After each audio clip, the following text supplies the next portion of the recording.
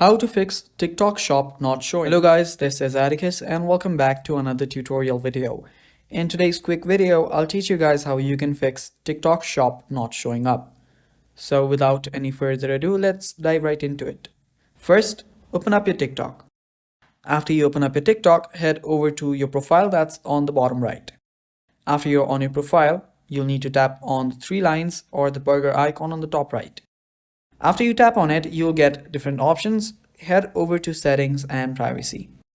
Now under settings and privacy, what we'll do is we'll scroll down all the way till you find report a problem option. So tap on it. And after you tap on it, what you'll need to do is you'll simply need to report your problem. So scroll down till you find the report option and simply tap on how to report. And then here you can report your account. And after you do that, simply tap on no, need more help. And now you can chat with TikTok help desk. Now you can chat with your TikTok help desk and ask them why your TikTok is not showing up. Now, after you've done that, they will try to fix your problem. And after they have tried to fix your problem, TikTok shop should appear. But if it does not, that might be because TikTok shop is not available in your region. So that's something TikTok will have to work on it themselves. So there is nothing really you can do.